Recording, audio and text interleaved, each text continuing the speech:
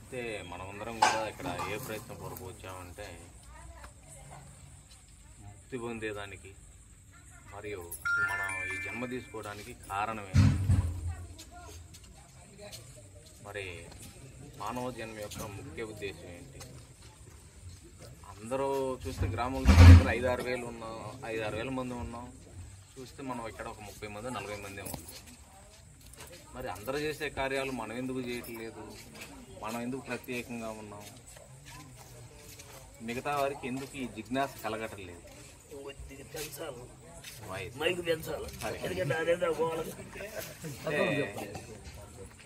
మనం సత్సంగం చేయటానికి అలవాటు పడి ఉన్నాం ఇక్కడ అందరం కూడా. మనం కూడా ఇంతకుముందు చూసినట్లయితే మనందరం కూడా ఈ భౌతిక సాంగత్యంతోనే కాలాన్ని గడపడం జరిగేది ఒకప్పుడు. మరి ఇప్పుడు చూసినట్లయితే మహాత్ముల సాంగత్యం అనేది మనకు లభ్యమైంది. ఆ మహాత్ముల సాంగత్యం లభ్యం కావడం ద్వారా మనకి భౌతికమైన ఏవి కూడా అంతగా రుచించడం లేదు. ఉన్నతమైన దాన్ని ఏదైనా పట్టుకుంటే మన లక్షణాలు కూడా ఉన్నతంగా తయారవుతాయి. మరి మనం అధమైన ఉన్నత రుచిని ఎవరైతే అలవర్చుకుంటారో అధమ రుచులు వాటంతటవే మనకు తెలియకుండానే తొలగిపోతాయి. మరి ఇంతకుముందు చూసినట్లయితే ఈ గ్రామానికి అంతగా మంచి పేరు లేదు నాకు తెలిసిన కొంతకాలం క్రితం. మరి ఇప్పుడు చూసినట్లయితే కరాలపాడు, చిన్నగార్లపాడు మంచిగా ఒక వెలుగుతున్నాయి దైవ కార్యక్రమాల పరంగా, భక్తి పరంగా చూసినట్లయితే. మరి ఈ మార్పుకు కారణం ఎవరు?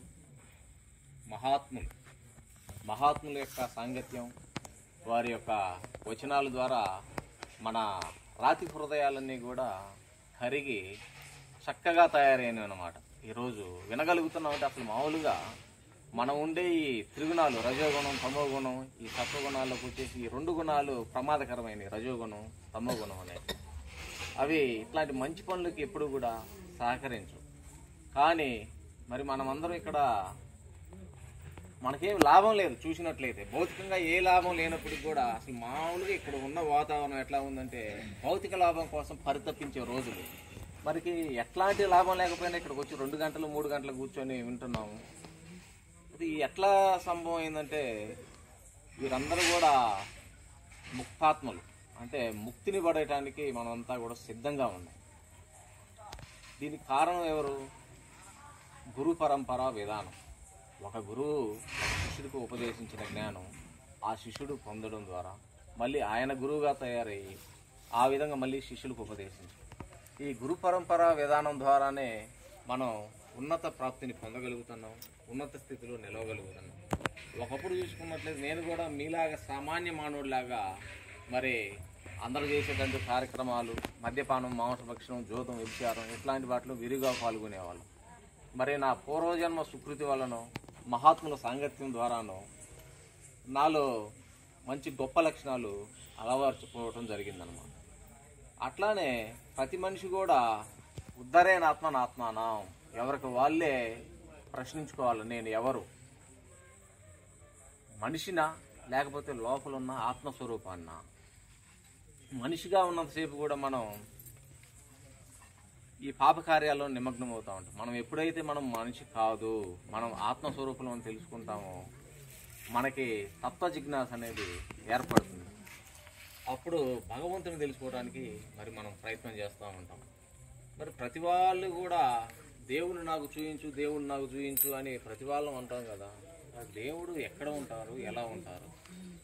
దేవుడు ఏమన్నా మనకి కంటికి కనిపిస్తాడా? భగవంతుడు ఎవరికి కూడా కంటికి కనిపించడు. ఎందుకని? భగవంతుడిని చూసే నేత్రాలు మనకు లేవు.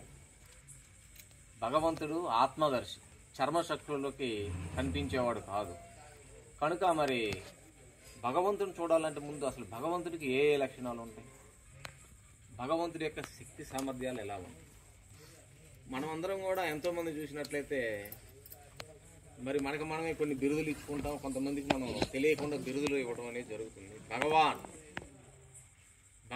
ఎవరు? భగవాన్ అంటే షడ్ఐశ్వర్య సంపన్నుడు, 6 ఐశ్వర్యాలు సంపూర్ణంగా కలిగిన వాడు. ఏమిటి ఐశ్వర్యాలు?